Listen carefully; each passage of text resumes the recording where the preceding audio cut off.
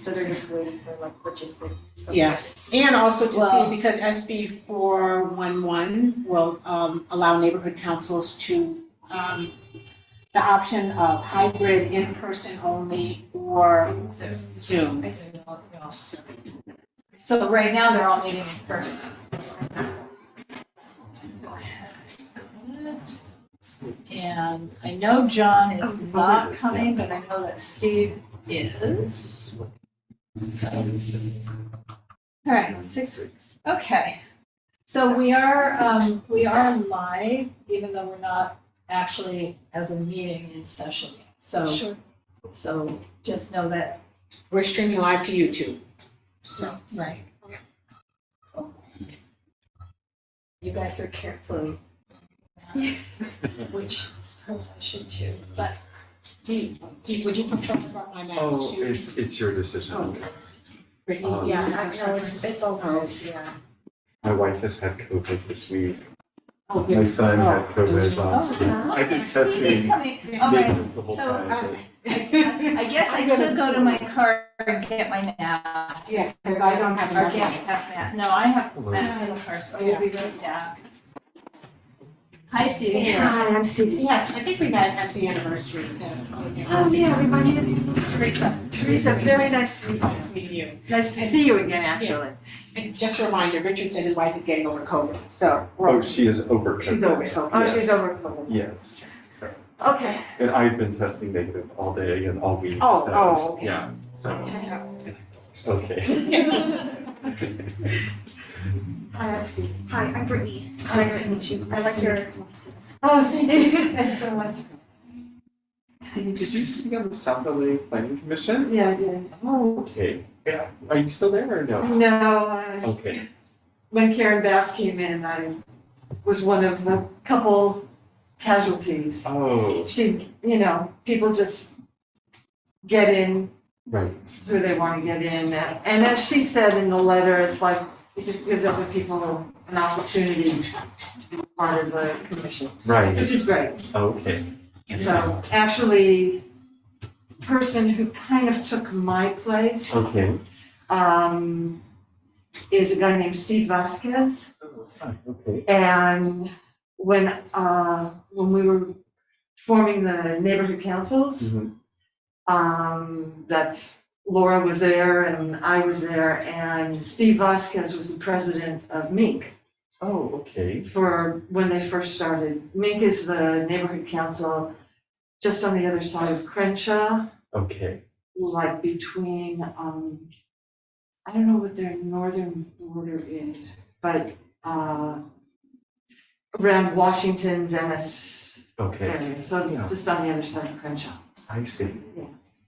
Well, very good. And you were there for a long time. Yes. Because I Yeah, on remember the going to a commission? number of hearings and seeing you there, yes. Yes, And you, I think, carried over a number of times as well, too. I did, through, Garcetti's. Yes, that's I was appointed by Garcetti, and so okay.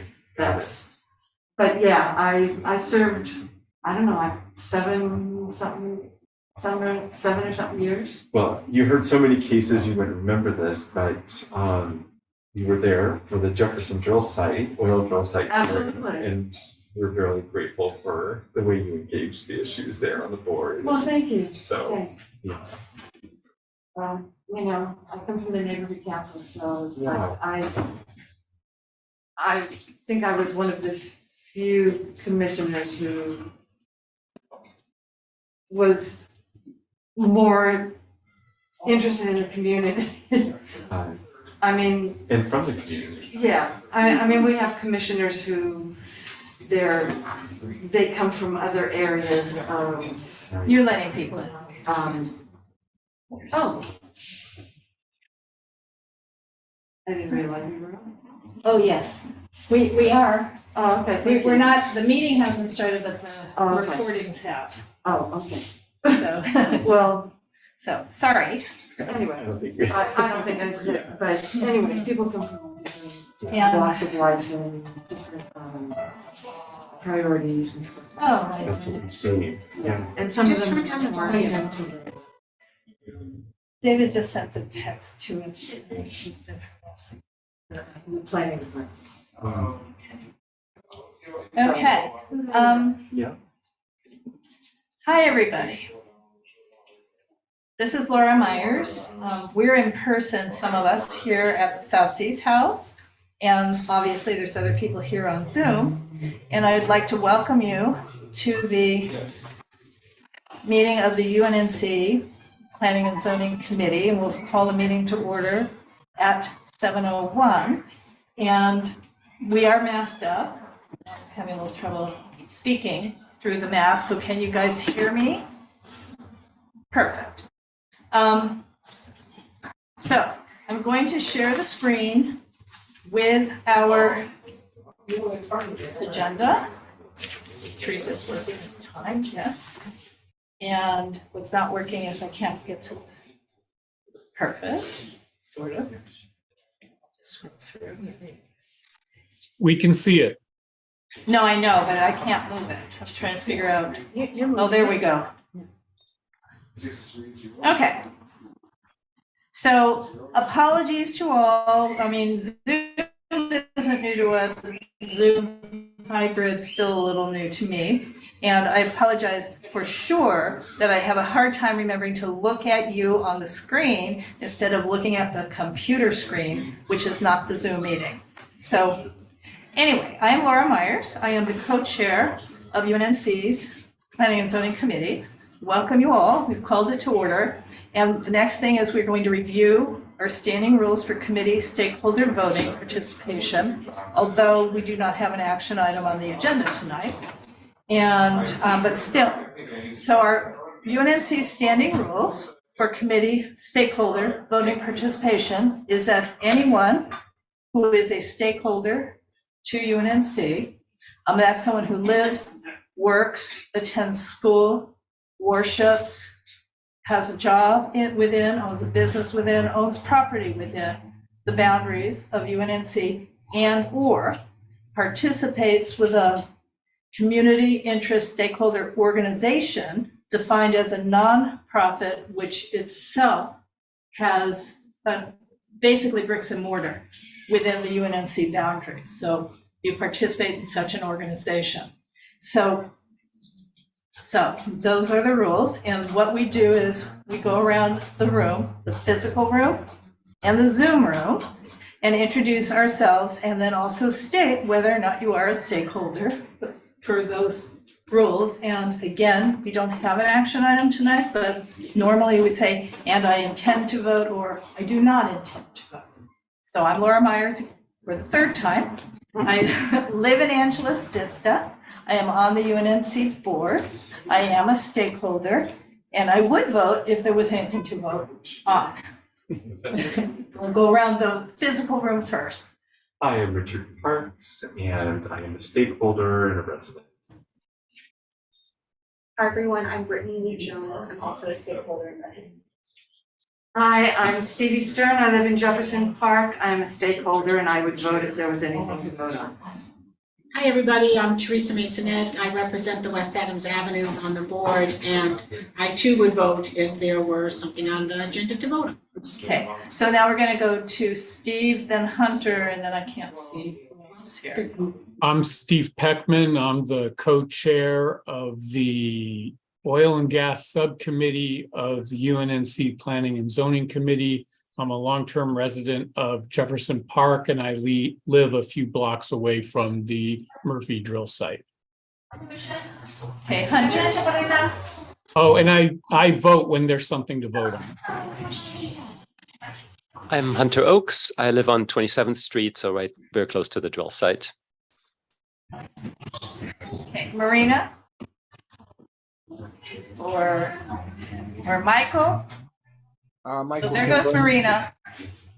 Yeah, I'm Marina Maves. I live in Jefferson Park, a few blocks from the Murphy oil site. I'm a stakeholder and I would vote if there was something to vote about. Okay, Michael. Yeah, I'm Michael Kimbrough. I'm on the UNNC board. I live in the Avenues. Teresa and I are both chairs for that area. And if there were anything to vote on, I would vote twice. Okay, and Donna. Hi, Donna Jones, resident and stakeholder. Okay. And I don't think there's anyone else on the meeting. Okay, so now I'm going to bring up the agenda again.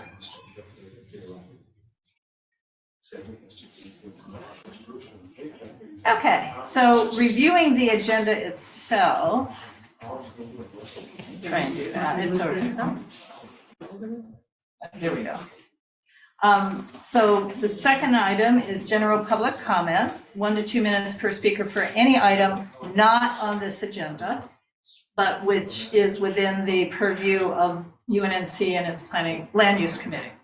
Item 3 is case number ZA 1959-15227-0 for oil PA6, that's plan approval number 6, regarding the Murphy oil drill site at 2126 West Adams. And there's been an appeal, so it's really PA6-1A, and that's what we're here for tonight. So that's the main agenda item. And then, if there is any follow-up to previous cases, old business, anything that appeared on the citywide notification in the last couple of weeks. So, and that is the agenda. So I'm going to stop the share and see if anyone has any general public comments. And again, not on an item on this agenda. Does anyone raise your hand for real or on the Zoom? Okay. Hearing none, we'll move on to case number ZA, you heard it before, 1959-15227-0 PA6-1A. And that is a review of an appeal. It's a partial appeal of the zoning administrator's determination in this case being a long-standing oil drilling site with a conditional use permit. The original conditional use permit is from the very early, 1959, but probably around 61. And it's had updates over the years. So in general, the zoning administrator issued a determination that had many conditions, and up to 33 conditions. With subparts. With subparts. Some of those conditions were conditions that were already there. Some of them were altered, conditions that were already there but modified. And some of them are brand new conditions. And then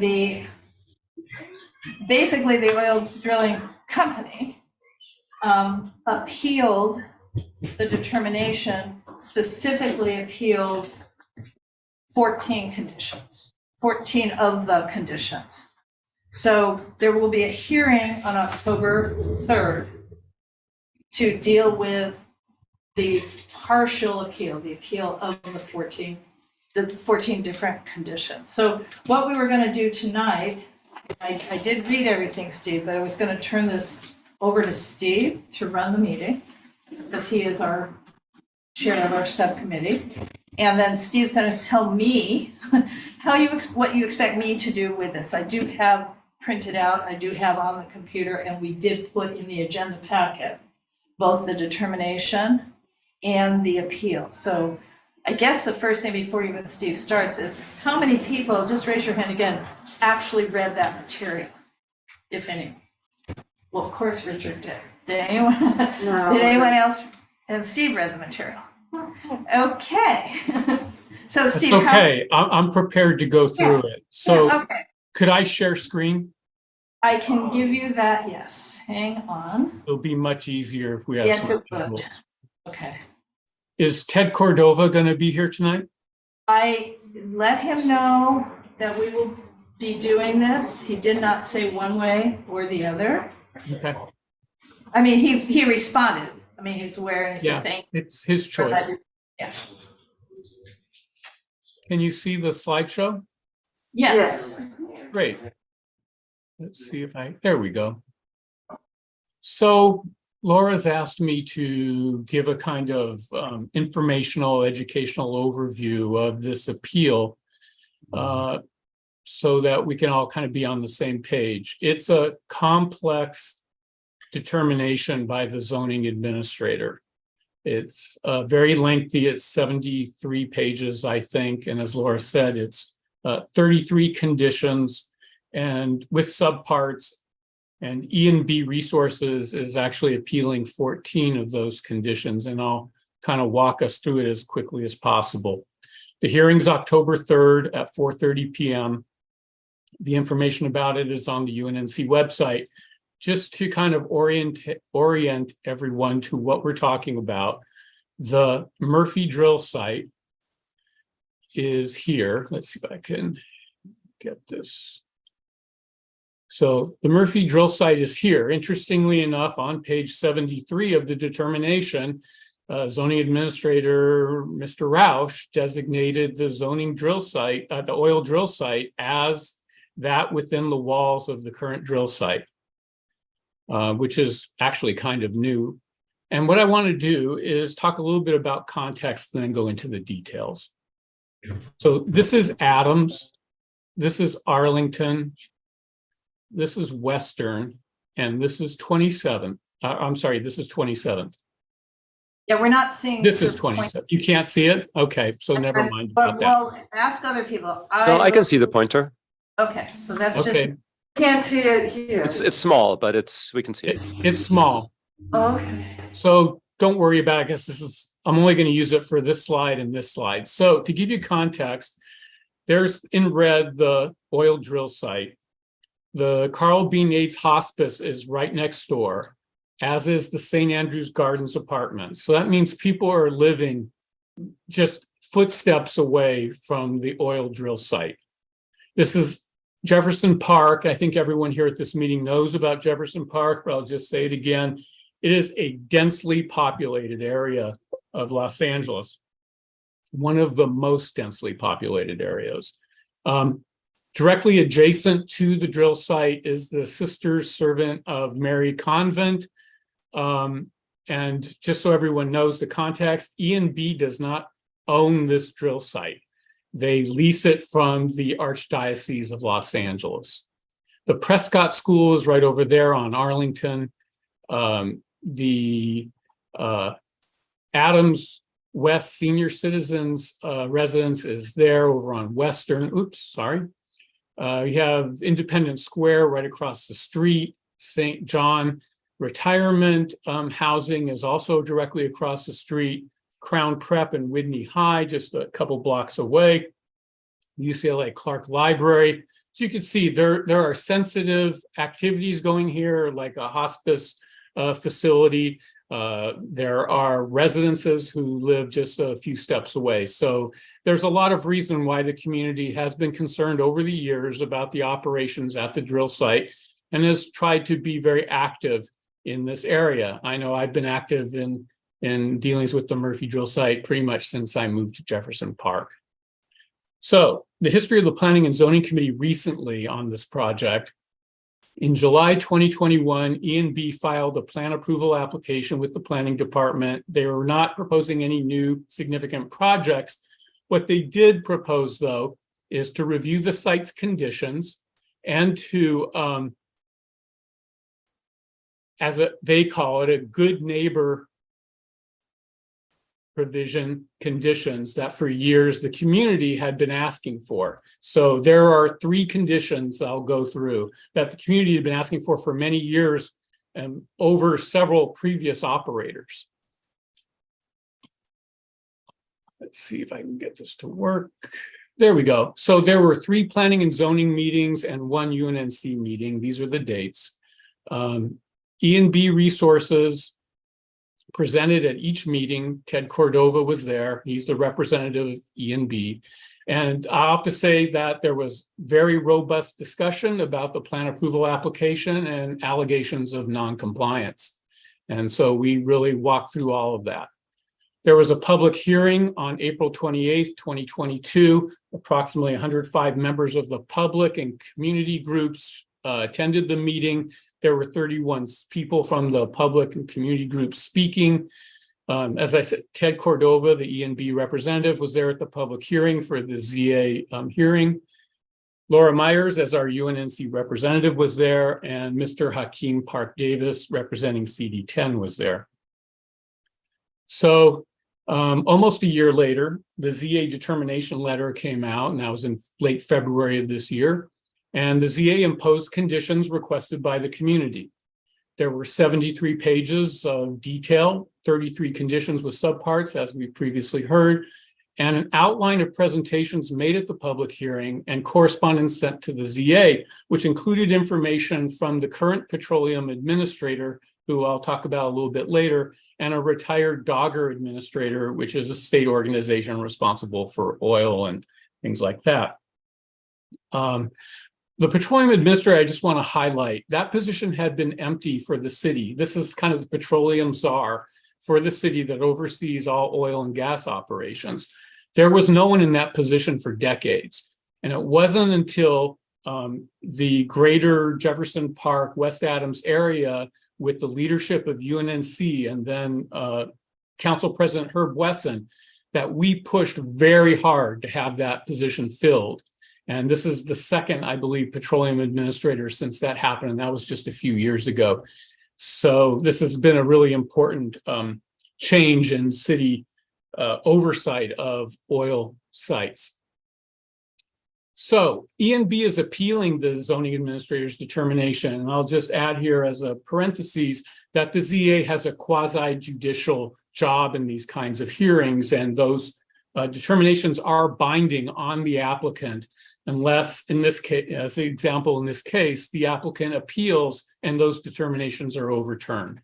So the ENB is claiming that the ZA erred and abused his discretion, that decisions were arbitrary and capricious, they were not supported by substantial evidence, and that there was a failure to explain how the findings will alleviate alleged harms in the community.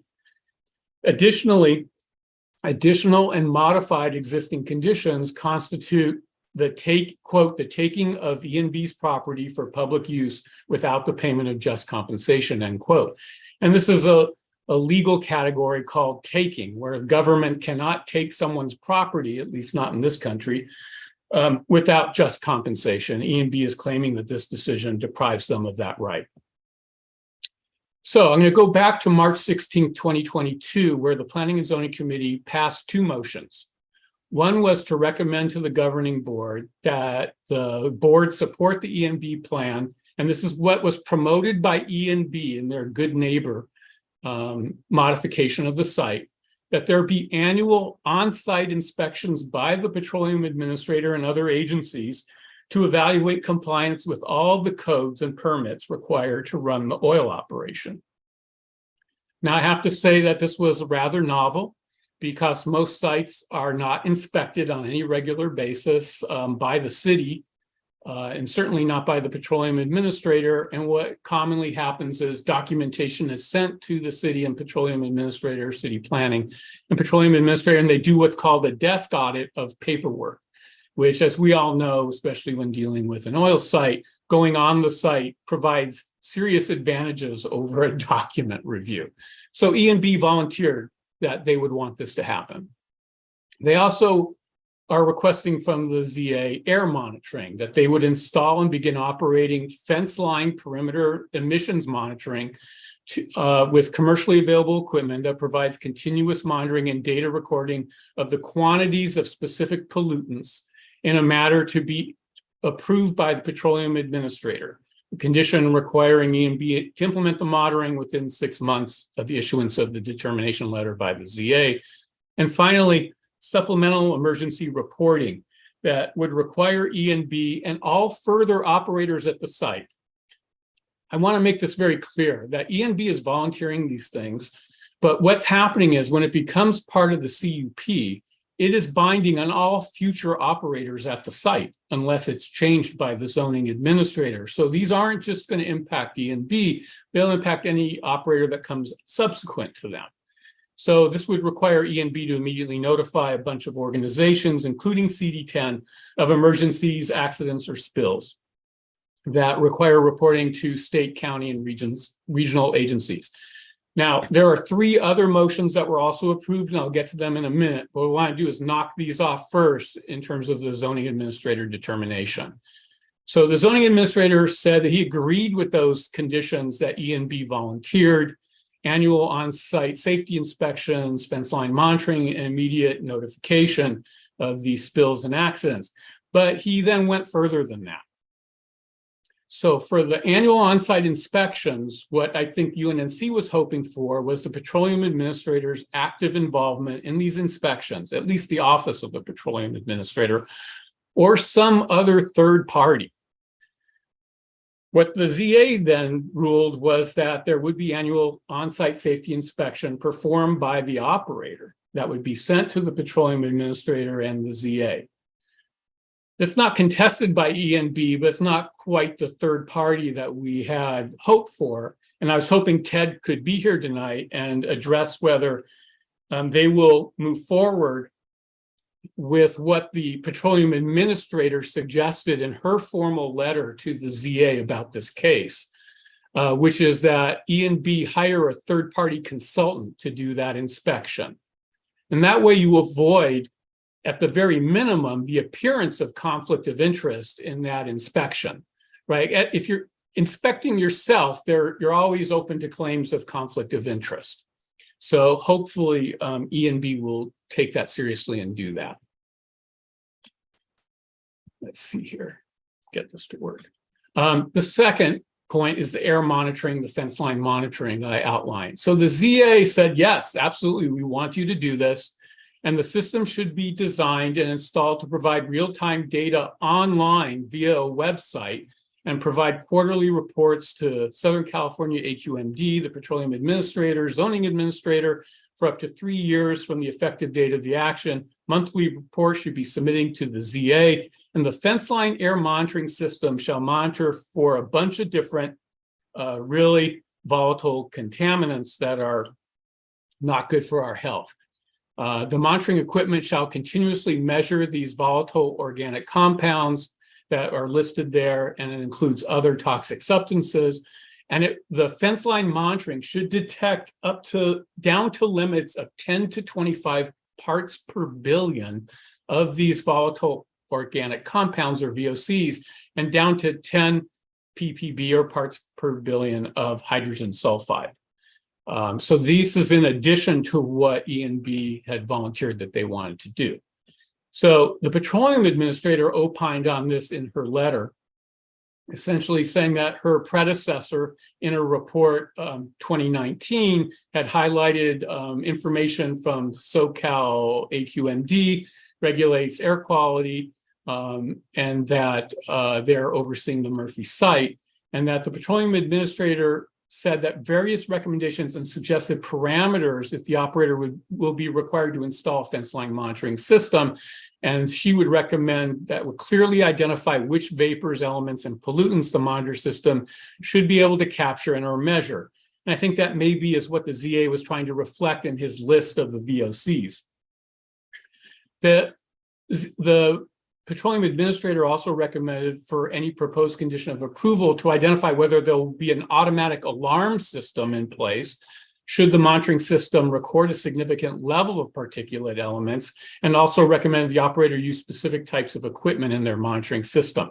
The recommended equipment that the petroleum administrator referenced is meant to identify specific elements in vapors such as VOCs, et cetera.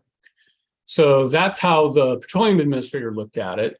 And then E&B is appealing this condition in that they want to do the fence line monitoring, but they feel that the ZA has gone too far.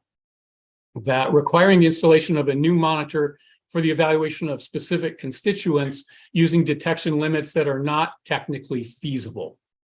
So they're saying that there's not technology to do what the ZA is asking them to do. The findings state that the existing system may not be set up to monitor all the mentioned production byproducts, blah, blah, blah. The city, so E&B then claims the city has not provided any evidence to conclude that any such system is commercially available or technically feasible or even reliable, particularly at the noted detection limits. And then they make this point. These detection limits appear to be inconsistent with federal or state health and safety limits, and thus the city is improperly implying that some health and safety concern exists occurred if these detection limits are exceeded. For example, a typical air sample would normally have 200 to 400 parts per billion of VOCs. And I'm assuming what they mean by typical air sample is just general air sample not near an oil site. Thus, an exceedance of a detection limit of 10 to 25 VOC would not be indicative of anything. The condition also requires real-time data, which is not technically feasible, as the data needs to be processed to make it usable. So you can see that though wanting to do fence line monitoring and volunteering to do it, the ZA has indicated certain things that he felt should be achieved. The petroleum administrator added her information. ENB is challenging whether this is technically feasible and whether there are instruments actually on the market that could do what he wants. The last item that was approved in the first motion is supplemental emergency reporting, which would require ENB to immediately notify appropriate agencies, blah, blah, blah, of accidents, spills, emergencies. And the ZA said, yeah, great, do all that reporting, and ENB did not contest this condition. So the second motion from the planning and zoning meeting included three elements: enclose the drill site, require electric workover rigs instead of diesel, and prohibit the burning of methane gas on site to generate electricity. So first, enclosing the drill site. The zoning administrator observed that he was going to require in additional conditions the enclosure of the site. He agreed with that request and the use of electric workover rigs. So he agreed with that request as well. And then he went through a number of other items in this section that wasn't part of the condition section, where he said additionally trucks are not allowed to idle their engines when they're on the site, and we'll get to that later. He also prohibits the burning of methane gas for the microturbines, which generate electricity for power on the site, and we'll get to that and what to do with the microturbines. So regarding the determination, within 2 years of the enclosure, the determination is within 2 years of this ZA letter that ENB should verify completion of all required work during the final inspection of the building permit, and the building permit shall be finalized for the approximately 40-foot tall structure enclosing the oil production area of the site. So remember that red line around the walled oil site. No oil, gas, or other hydrocarbon substances may be produced from any well permitted unless all equipment necessarily incident to such production is also enclosed within that structure. Plans have to be submitted and approved by the HPOZ because the site actually is within the Jefferson Park HPOZ. Notwithstanding the 45-foot height limit for the containment structure, where there's drilling, maintenance, workover rigs, et cetera, which would exceed 45 feet in height, such a rig must also be soundproofed, and I'll get to that in a second. Structure will be a permanent type of attractive design, which is not really defined. So as we all know, coming to these meetings, attractive is in the eye of the beholder, and constructed in a manner that will minimize, as far as practicable, dust, noise, odors, vibrations, other conditions, blah, blah, blah. And it's not, it's all encompassing. So you include the well cellar, the storage tanks, the slop tank, compressors, microturbines, everything necessary to manufacture oil and gas, or to get oil and gas out of the ground. So ENB objects to this. They say that the 45-foot height structure means what? Does enclosed mean it has a roof? Or is it just walls without a roof? The condition doesn't explicitly state what it means. They feel there's a misunderstanding that there is such a wall structure at the Packard site, but it does not have a roof. In addition, they're concerned about the HPOZ process being satisfied within a 24-month time frame. I don't know why that would be a restriction. Having gone to a gazillion HPOZ meetings, they get through pretty quickly. And then finally, the city should indicate that the design of the structure should be compatible with the design of the Packard structure. So it sounds like they're willing to do it if it's open air, so there's no roof on it. The so-called enhanced vapor recovery system, which is part of another aspect of the determination to be installed along the top of the structure, E&B says is not technically feasible, and vapor recovery may be applied to pieces of equipment, but not to the air generally.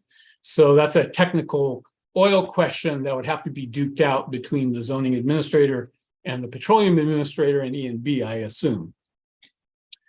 So regarding sound, because this is all about sound and noxious fumes, in determination number 7 about sound, the ZA decided that until the permanent 45-foot high structure is built, that they should also install sound mitigation systems and implement administrative noise controls as follows. Erect a 30-foot high blanket sound wall on the west, south, and east side of the site when you're using any workover, maintenance, or drilling rigs at the site. And that hopefully would then at least reduce the amount of sound that it can be quite annoying to the neighbors. It's a serious impact on folks' quality of life when that noise is occurring. So the sound wall has to be composed of specific types of material, and it shouldn't be maintained. So it's not a permanent thing. It should only be maintained for no more than 120 continuous days. Should there be a problem and you need an extension, then you kind of go back to the ZA and you're going to talk to the CD10 office and inform the neighbors that this is going to happen. Then there's a bunch of other stuff that was there already that no one seems to disagree with. And then the type of acoustical blankets, where they need to be put to ensure that there is sound mitigation. And then there's sections in the determination about quiet mode, and that would be times of the day where they shouldn't be actively engaged in any activities that would create sound problems. And they should also do sound level measurements and testing so that they know what before, during, and after sounds like. So then the ZA said to ensure the sound mitigation, verify and document the sound levels, they should do level measurement and monitoring, make sure that they have kind of a baseline of what they can record, and then measure against that what the noise level is like when they're actually working the site. The operator shall make known both through regular mail and website communication the results of the measurements and monitoring to the folks abutting the property and residents as required by condition 21. E&B appealed this condition in part. It requires the installation of the sound mitigation wall. So it asks the ZA, does this include installation of the sound wall within the 45-foot high structure? It wasn't clear to them whether these are separate things that are happening in order to mitigate sound problems before the walls are put up, or whether that's something they have to do after the walls are put up. And that the ZA had not identified or provided any evidence to the company that they're not in compliance with applicable noise measurements or requirements. Further, the 45-foot high structure they're claiming should be an effective sound barrier, and so they should be given a chance after the sound barrier, after the structure is up, to not have this additional sound barrier if that's the intent of the ZA, and let them demonstrate that that structure actually works. I think what they're trying to say here is this is an additional burden that will be unnecessary once the walls, the 45-foot high walls are created. So that's that one. And, you know, I don't know about people who don't live near the drill site, but those who do, I think, can attest to the serious amount of quality of life damaging sound that comes from the drill site when it's actually in operation. And so this is a serious matter. The second requirement of the second motion was to require electric workover rigs instead of diesel. The determination was all drilling workover or maintenance rig operations at the site shall at all times be carried out only by electric power. Now, remember, the whole idea was they're using gas that comes out. When you drill for oil, you get three things. You get a lot of brackish water that gets pumped back down the well. You get gases, toxic gases. A lot of them get pumped down the well. Others get moved out. They used to get sold to SoCal Gas. And then they could also be used in these microturbines to generate electricity. That way the site doesn't have to pull electricity from the grid. They essentially have their own generation plant for power to run the site. So all other operations on the site shall at times be carried on only by means of electric power, and it should be generated on the site by solar voltaic generators or natural gas powered microturbines placed within that sound wall. Any methane used for the microturbines must come from the methane produced from the oil extraction. Oh, the third thing you get when you're drilling for oil, you hope, is you get some oil, right? So you're getting a lot of awful water, you're getting a lot of awful gas, and hopefully you get some oil if you're an oil company. Methane may not be imported to power the microturbines from offsite sources, nor may it be pumped to the site from other oil production sites in the area. So for those of you who don't remember, Murphy was the central drill site for two satellite drill sites, which are now both closed. One was the Jefferson Budlong site, and the other is the 4th Avenue site. And from all intents and purposes, as I understand at this point, Murphy is a standalone site. So you have to limit the microturbine emissions to a certain quantity, and the applicant will be subject to AQMD permit conditions for the microturbines. The use of the diesel fueled equipment, including any drilling, workover, or maintenance rig, is prohibited on the site and can't have any diesel fuel backup generators. So again, eliminating all the diesel powered vehicles. Diesel powered operations. Vehicles can be there, but they can't idle on the site, and they must shut off their engines when they're there. And this is a bone of contention from ENB as well. So the petroleum administrator opined on this as well. She mentioned that the workover rig answer is not entirely feasible at this time. So she made a distinction that electric drilling rigs are available and used as workover rigs for oil well sites, according to the ZA, but that at this time, these electric workover rigs meant for rework and well abandonment are not commercially available in the US. So the petroleum administrator is questioning whether the technology is actually there for ENB to implement the ZA's requirements. So again, that's something that's going to have to be duped out. ENB responded in a similar way, which is the condition that requires the use of electric drilling, workover, and maintenance rigs, although commercially available workover and maintenance rigs, they don't exist. If you want these electric things, then great, tell us where we can get them. And the petroleum administrators seem to support that position. They claim that the findings incorrectly state that the Packard site is required to have an electric workover rig. Jefferson, their electric workover rig requirement from another ZA was in place, but that operation was closed down, as I said.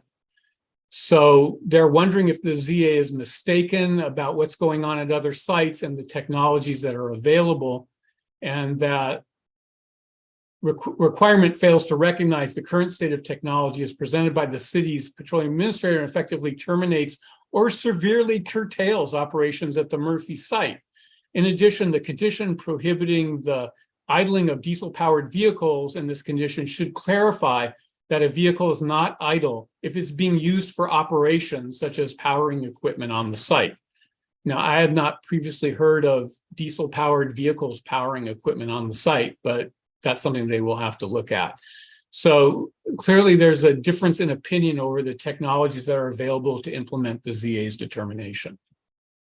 And then finally, the sixth condition that was sent to the UNNC and UNNC supported and sent to the ZA was prohibit the burning of methane gas on site to generate electricity. So this is condition 25, the methane and microturbines condition, where it says all drilling, workover, or maintenance rig operations at the site shall at all times be carried on only by electric power. So again, that condition. And you have to generate power using voltaic generators or natural gas powered microturbines with the gas that actually comes from the site. And there has to be sound and odor mitigations for that. And So of course, ENB is concerned about this. And again, there's the emissions issue regarding gases and the microturbines. The petroleum administrator opined on this, and she volunteered that AQMD regulates these emissions. And of course, the Murphy site and the microturbines is under AQMD authority. The microturbines, what she notes here is of interest. The microturbines actually assist in offsetting energy needs associated with the drill site facility operations. So that means they're not drawing on the grid, they're generating their own power. She points out that there could be improvements in the capture and collection of emissions associated with operating the microturbines, which are a source of emissions and vapors. So the petroleum administrator recommended that if the facility were to be permitted to use the microturbines, which the ZA did, that the planning department explore requiring the operator to install a vapor recovery system, which I referenced earlier, of low bleed or zero bleed pneumatic devices and the urgent replacement of leaking equipment. And these low bleed or zero bleed devices are automated, and they'll be able to be very helpful in terms of ENB's compliance with the determination. ENB's response: this condition improperly prohibits the importation of methane or natural gas to power the microturbines. The operation is essential to the site, and without the turbines, they won't be able to do what they need to do. The city has provided no legal basis for the prohibition, and again, they would consider this under the taking clause. The findings refer to prior operators' request for a flare, which was the gas burner that the community with UNNC and CD10 got a ZA decision not to allow. It would have burned more than a million cubic feet of gas a day right next to the St. Andrews apartments. But according to ENB, the circumstances have changed, as the city is well aware, as it approved the installation of SoCalGas pipeline to serve the microturbines. So they believe that the condition improperly prohibits electric drilling, workover, and maintenance rigs in the opposition to condition 26 below also applies to this condition. So there's a disconnect about whether the city had already approved the site to import SoCalGas to help run the microturbines, and that that's a serious issue for them. I was not aware that they weren't creating enough methane to run the microturbines, as previous operators said they were, that they were self-sufficient. Yeah. Yeah. Steve, I'm gonna jump in. When exactly did the city approve the That's installation? not indicated by ENB, which is why I was hoping he would be here. Right. Well, I understand, but it also, there's a condition that would have forbidden the installation of that pipeline in the location where it was installed without anyone's in the community's knowledge. So in other words, it was installed in the landscaped area. Right, but it wouldn't have been the first time the city approved something they weren't authorized to approve. Yeah, I'm saying the right hand doesn't know what the left hand is doing. So when they say the city, I wonder who, exactly. Yeah, I don't know. This is an exact quote. There's no more information. I understand.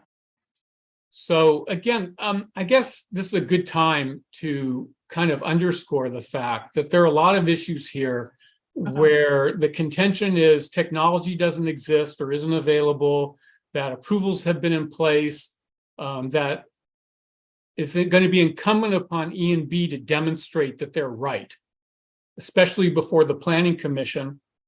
And if the Planning Commission does not rule in their favor, then whatever the next step of appeal might be, which could be a court case.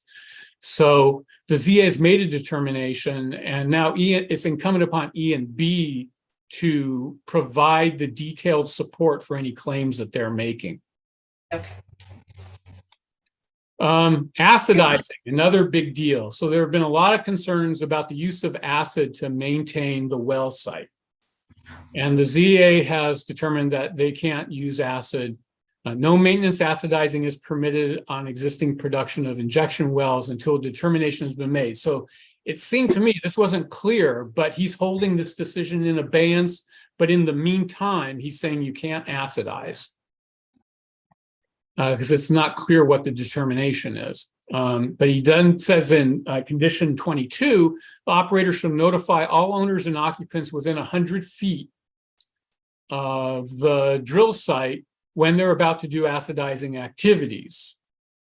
Right, so they have to notify them, and they're going to rework the well or plug it, abandon it, all those things. And notification shall be provided 1 calendar week prior to the start of the project. And they shall also utilize LA County plan for doing this. Notification shall be sent by way of U.S. Postal Service mail, which is interesting, and stated on the operator's website, and they should have it on the landing page, et cetera, et cetera. So ENB has some objections to this as well, as you could imagine. So their claim is, or I'm sorry, this is the petroleum administrator. So she opines that CalGEM, which is the new name of the agency that was Dogger, kind of like the Dogger name more, and AQMD have regulatory oversight over these issues. The agencies have highlighted that and provided a research article about the maintenance using acidizing conditions. One particular regulatory provision that the petroleum administrator highlighted was this rule 1148.2 that is facilitated and enforced by AQMD. The local air district's rule requires that operators report all maintenance acidizing operations prior to beginning work, but the current rule policy exempts all injection water flood wells. So the petroleum administrator noted that in coming months, AQMD is resolving the disconnect in terms of notification regarding maintenance acidizing activities, and they're going to make that harmonized. And so there would be increased transparency of when maintenance acidizing activities occur at operations such as Murphy. So ENB says, operators filed a lawsuit challenging the city's new oil and gas ordinance and has appealed the ZA's interpretation regarding maintenance activities. And so the condition should conform to the results of those legal proceedings. So they're saying that this condition should be held in abeyance until the court case is resolved.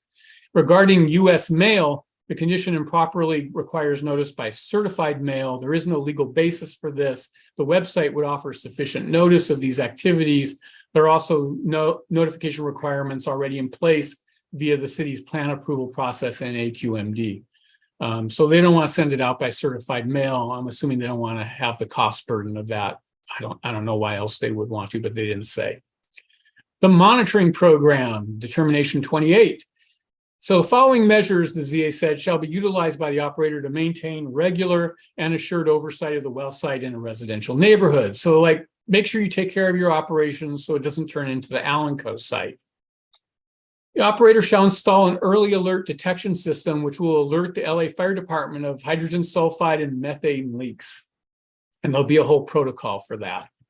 And they'll install a state-of-the-art fire suppression system, which shall be in use, but not limited to more effective fire suppressants such as foam. And it'll be constructed to the satisfaction of the fire department and get their clearance. And that they'll they will maintain regular and assured oversight of the well site in a residential neighborhood by formally arranging with the fire department oil well unit and the LAUFD CUPA program for quarterly monitoring of the operation of the site, including but not limited to inspection of the systems that we've been discussing. So ENB responded that the condition imposes new requirements that are inconsistent with the fire department's own regulations and practice with respect to fire suppression, hydrogen sulfide, and methane alerts and quarterly monitoring. And the operator does not control the fire department, and the condition should conform to the fire department's requirements. So someone ought to talk to the fire department. Number 32. When a condition conflicts with the LA code that was recently adopted in January of this year, which has been debated well over a year before it was implemented, then that code shall supersede on matters regarding the drilling of new wells. Now, there are a lot of new restrictions in that new code. And so there had been talk before that the oil companies were going to get together and file a lawsuit against the new city ordinance on oil operations. And here ENB says that they have filed a lawsuit challenging the new oil and gas ordinance. And they would like to have provisions regarding that held in abeyance until the litigation is resolved. There were a lot of issues that a lot of the community had about this new code, including the fact that it appeared to eliminate the ZA as a pathway for the community to have grievances addressed through the system. So it's an interesting response by ENB, and we'll see how their court case goes. Then there's a whole section about spill prevention, control, and countermeasures, and how many employees need to be on the site to ensure a safe site. And the zoning administrator says there has to be all these plans in place to help address and then mitigate when there's a spill or another problem. And then they said here at the bottom dot, the site shall be staffed 24 hours a day, 7 days a week, with a minimum of 2 operators per shift. This is so that when one operator needs to go on a break or get lunch or do whatever else they need to do, that there is an operator there 24 hours a day. What happened here? There we go. And then there has to be a dispersal system for any required odor control product that's placed, because there have been concerns about the odor control products that have been used and that they're very noxious. So the condition states that amendments shall be made within 6 months of the review, and under federal law, the spill control is required to be updated every 5 years. This is the ENB response. There we go, number 24. The city should clarify that it's not requiring an update every 6 months, but that if an update is made, other than the required 5-year update, then the amendment will be provided to the city. Otherwise, this condition is not consistent with and is preempted by federal law.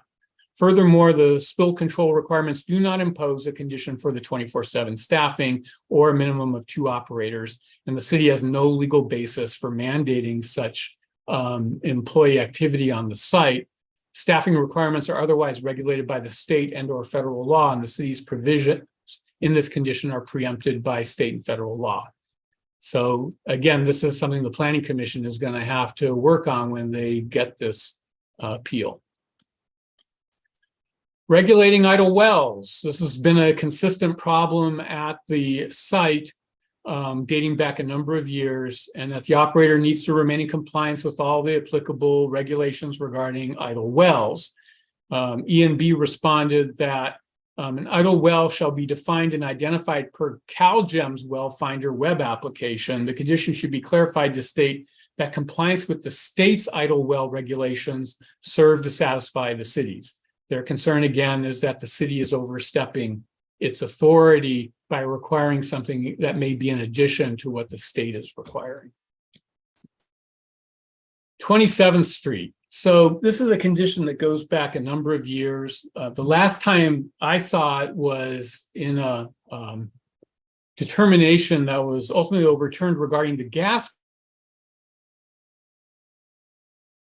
And that determination was that other than maintenance to landscaping in the 27th Street component south of the wall, which is that park-like area that was landscaped by our neighbor, Renee Gunter, that there should be no heavy-duty trucks and operations going on in the park area, and that any access they need to the park-like area in order to address oil issues should be from the front, the Adams-facing part, rather than from 27th Street. ENB says that this prohibition doesn't allow them to do what they need to do, or for SoCal Gas to get to the pipe that Laura was questioning earlier, whether that was even installed according to appropriate approvals. So it'd be impractical to access the infrastructure area from Adams, and SoCal Gas needs to get there. And so the ZA needs to implement some kind of deal with SoCal Gas because ENB doesn't control SoCal Gas. So again, a complicated issue that it would be incumbent upon ENB to show documentation. One, that some city entity actually approved this new pipe system from SoCal Gas.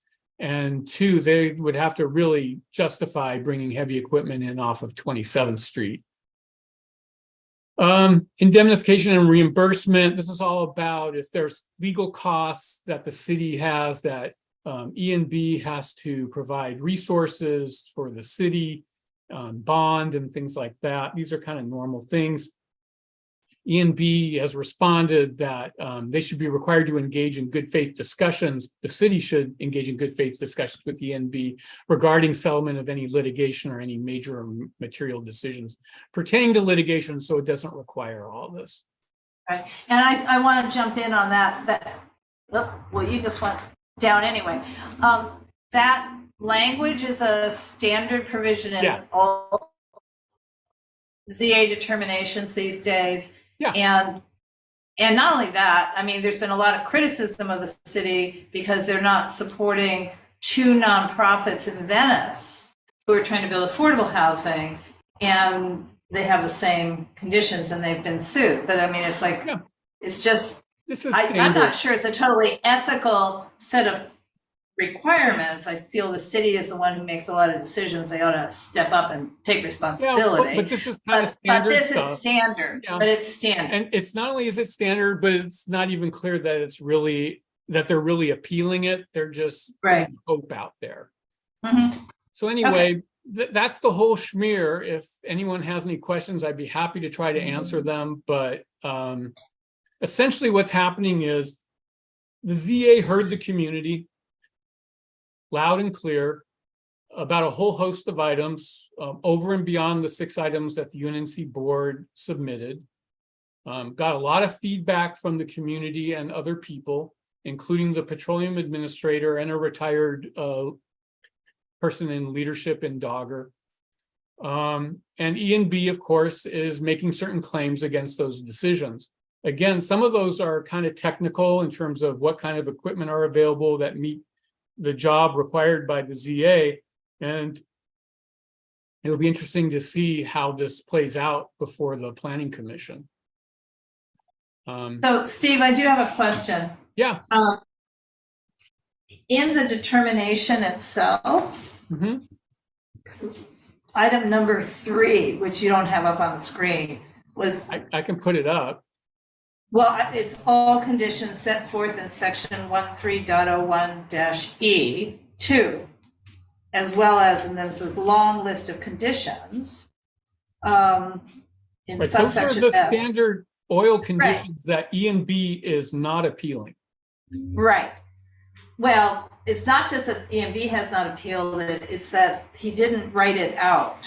I mean, the ZA just said, they're still there. Yeah. And I don't know, I mean, it's 73 pages or whatever, but I think I would have preferred it be 100 pages so that 5 years from now, somebody reading it doesn't have to go find an older decision. I'm just saying. You know, so this is how the ZA has been writing the decisions for years. Are any of these conditions, if you know, in conflict with anything that followed? I have no idea. Because I do recall, and Stevie, you'll probably recall this, that on the landscaped rear section, I mean, this goes back so many decades, but that on the landscape park-like setting, it wasn't just that they were meeting annually with the council office, it was the council office and the neighborhood council. I recall seeing that in there. So yeah, I read through every one of the 73 pages. The problem with these determinations, especially the long determinations, is relevant and connected information is scattered throughout the 70 pages, which is why I did the presentation this way, is to try to make those connections that aren't so clear in the document. My remembering of reading the document is that the landscaping stuff is all in there. Yeah, there's landscaping stuff in here, but it doesn't seem to go as far as it used to. That's why I wonder. I think the whole thing about, if I remember correctly, and you know, there's a lot of information in there. I know, a lot of verbiage. So the way to do this, Laura, is outside the meeting, get your PDF document on your computer, then do a word search, and then you'll find it. Are there any other questions regarding? Yeah, let's ask for other questions. Although I should make a comment, UNNC is not at this time voting to change whatever we voted before. So that's why we're not voting tonight. So we don't know what's going to happen at the hearing. And it may be that we have a reason to act after, you know, if there's a further action. But at the moment, those 6 bullet points, 2 motions, 6 bullet points is our position. I don't Correct. think there's anything to object to that the ZA wrote. No, I'm saying I think that we're there are not, issues regarding the conditions and whether the operator can actually comply with them, but that's between the operator and the ZA. correct. So we're not, UNNC has those 2 motions, 6 bullet points, and the letter we already submitted, which I don't have memorized, but that's our position. To the extent that our position might have been rejected, I don't think it was. It was not. We could have said something, but it's not rejected, so all we would do, if one of us goes to represent UNNC, which I assume someone will, we just reiterate our existing position, and there's nothing further to say. But maybe people have questions about the whole. Yeah, no, I'm just saying. Outside so of what FYI. UNNC might do. Right, so FYI to all, and then if anybody has any questions, please, if you're on Zoom, in this case, raise your Zoom hand, because, it's hard for us to see both. And if you're in the room, raise your real hands. So, and anybody have any questions? No questions, Laura. Anybody? I was hoping we could keep this to an hour, and we have actually. Me too. We may have We're- actually done it, but I'm happy to try to answer any questions that anyone has, so don't be shy. Right. Well, Steve, my only concern, it's not a question, is we're back to that gas installation, which we discovered on a walkthrough. Yeah, we do it. There is an annual walkthrough of the rear landscape park-like setting area. And the council office and UNNC, not most recently, but a year and a half ago, when it was the Mark Ridley Thomas's team, we're walking through and it's like, what is that? And nobody knew it was gonna be there. My And suggestion is ask Ted Cordova which city agency approved it. Okay. Very simple. And He's that- usually very responsive. reason to for- kinds of things. Right, and the reason for the concern simply was that there wasn't supposed to be anything which then triggers the need for the trucks. That wouldn't have been triggered if it was in a different location. So I would just ask him to tell you which All right. city agency, and if he could provide you with the documentation that demonstrates that they did approve it. Okay, any other comments? Besides- I'd like to thank everyone for your patience in my slog through this. This was Yeah. not Well- easy stuff to digest. Hunter, you have a question now? Sorry, no, not a question, but since you invited a comment too, I hope it's okay to spend 15 seconds to just thank you so much, all of you administering that. And Steve, my God, the work you put in to plow through the stuff, if it wasn't for people like you, it's just so intimidating. It's just craziness. So thank you. Huge gratitude to everybody. I'll send you a bill. So, and again, for everybody, the hearing notice is in our agenda packet, so you can do it. I don't know, I'm not sure if this is a hybrid Zoom meeting. They haven't The determined hearing- yet. I haven't decided yet. So if this is a hearing you're planning to go to, you probably have to plan to go to So the Laura, South LA. It'll be a hybrid. Laura, it says very specifically in the notification that the meeting may be virtual and that you should check the meeting agenda approximately 72 hours before the meeting to know whether it will be. Right. So my basic point is that the meeting physically is on Vermont, circa 83rd Street at the South LA Constituent Services Center. And that, given it just took an hour to present this case, you might want to assume that it might take a significant amount of time for the appellant and the planning department also to present their cases. And so you might be there a long time, or on Zoom a long time, that's all. And you don't know how many other cases they'll be hearing. This is the only case. This is the, Oh, okay. Rich is, well, that makes sense, that it's the only case. And we also don't know if CD10 will even be able to be there because it's also a major day at Plum. City Council's Planning and Land Use Management Committee, which Heather Hutt sits on. So a same time, different place kind of set of hearings. Okay. Laura, can I just very quickly Sure. give a quick update?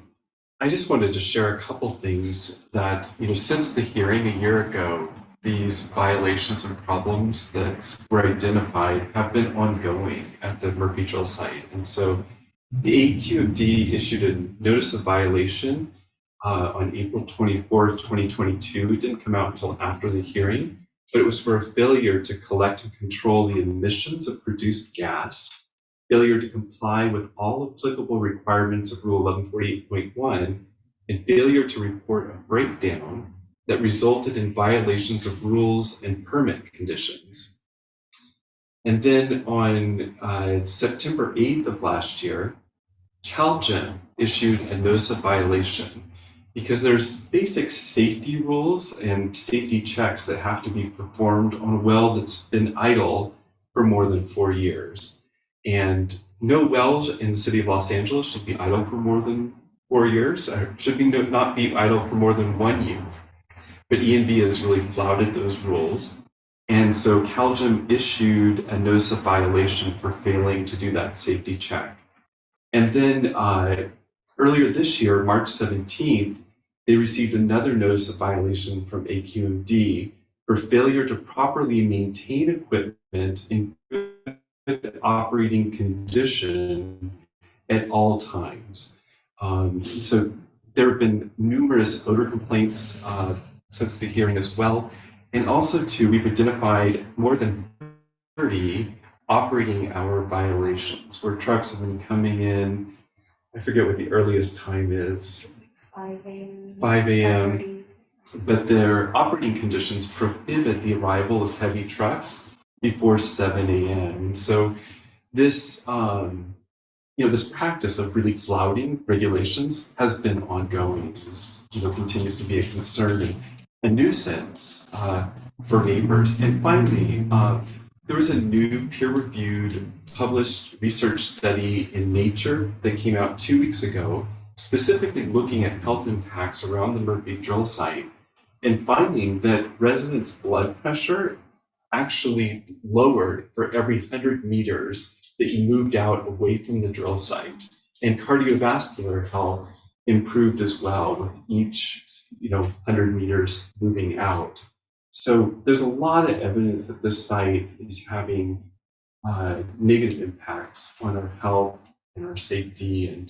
And I think my own position is that I'm very encouraged to see that these new conditions are being imposed.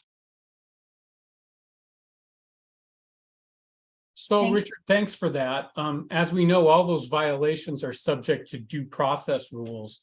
Were you able to identify ENB's responses to those violations? But I have the notice of violation numbers, Steve, but I don't know what their response was. These things take over a year to resolve through AQMD legal. So it's very unlikely that a final decision has even been rendered with a penalty and fine yet. But the notice of violations have been recorded. Right, or no penalty and fine because they presented documentation that the violation is null and void.